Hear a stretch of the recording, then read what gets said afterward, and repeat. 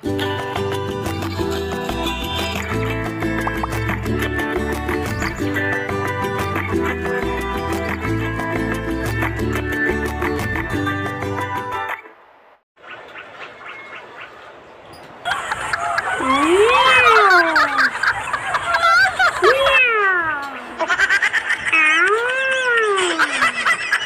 sa iring. Ay, ginawa ko.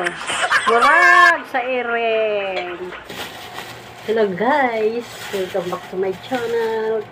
Tipid Rin. Ay, Rayjen Vlog. Kung walang Ray, walang Jen. Rayjen Vlog. Ang dating Tipid Rin. Guys, bumili ako ng dalawang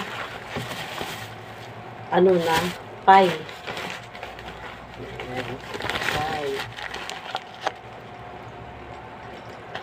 Kasi mahilig ang mga anak. Yung isa, yung dalawa lang, mahilig sa pie. Ayan. Maganda at mainit-init pa talaga. Mainit pa siya, guys. Masarap ang pie pag mainit pa. Ayan. Dalawang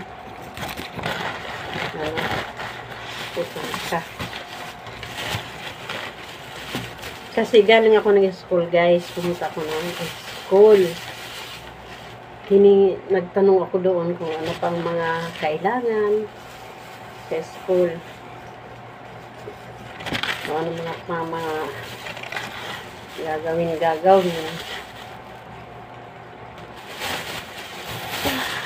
Ako naman ay natawa naman yung admin doon sa school ng anak ko. Ng bunso ko, guys.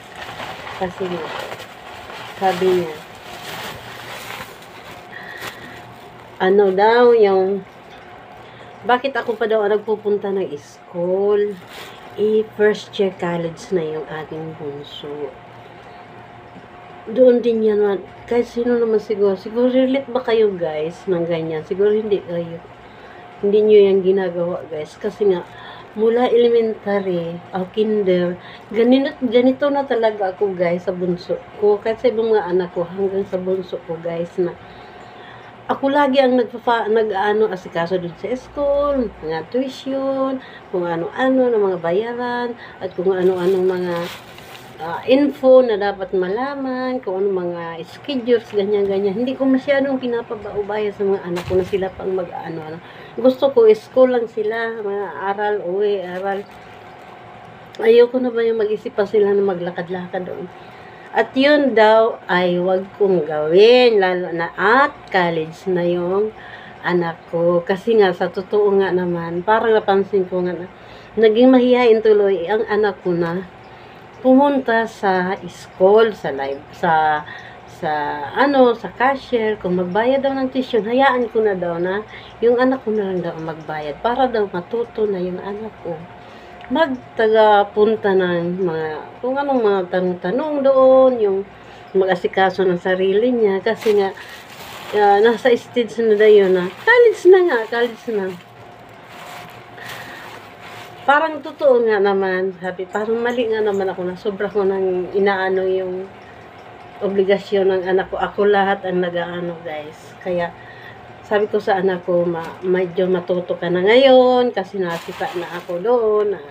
Huwag daw masyado ikaw hayaan na huwag maglakad-lakad ng mga, kasi dyan lang naman, malapit lang naman sa inyo ang opisina, malapit lang naman, isang building, o nasa building na naman na yan. Bakit daw hindi ko hayaan na siya na lang ang mag-asikaso kung may mga free time, para matuto siya magtanong-tanong, matutong mag-asikaso ng mga gagawin niya about school. At naintindihan ko naman yung admin sa sinabi niya sa akin. Sabi ko, try ko, ma'am, try ko, kasi first time ko ngayon na hindi ako nag-asikaso ng mga asikasuhin ng anak ko. Yun, guys. Kaya nakabili ako ng pie. At although marunong naman yung anak ko, mahihain nga lang. Yun ang naanong kasi mahihain siya. Gusto ko ako na lang ang gumawa. Which is mali daw yun. Kasi dapat daw, mag-start na siya, maging independent.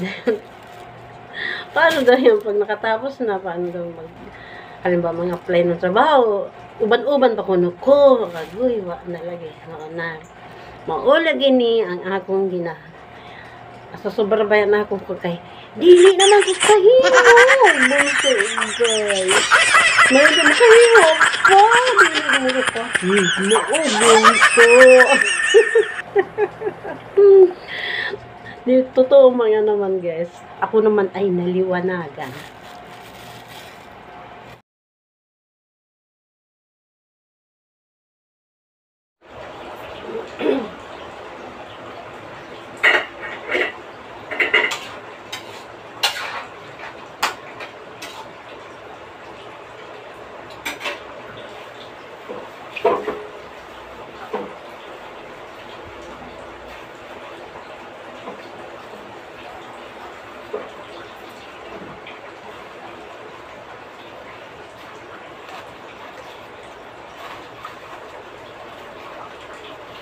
Magdidinagoan ako guys. Try ko magtinda sa aking mura lang. 35 lang natado ko sa kanila. Para makatikim naman sila ng dinuguan ni Manay, ni Mami. Baka bawal kay Lulu.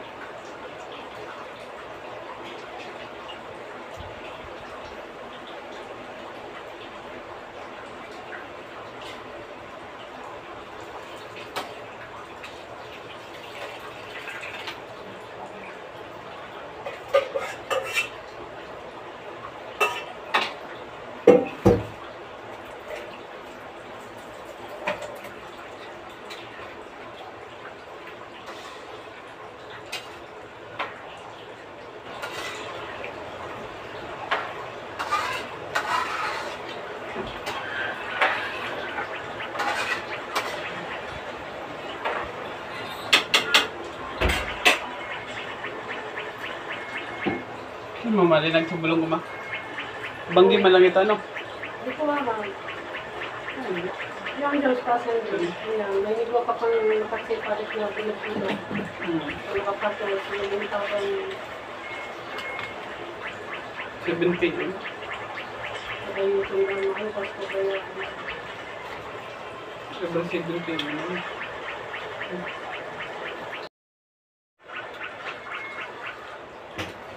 Murag, irin.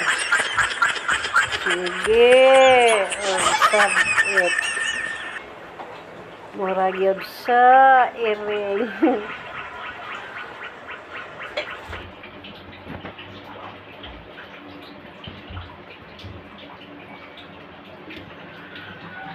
Mainit na tubig ma. Sakar mo.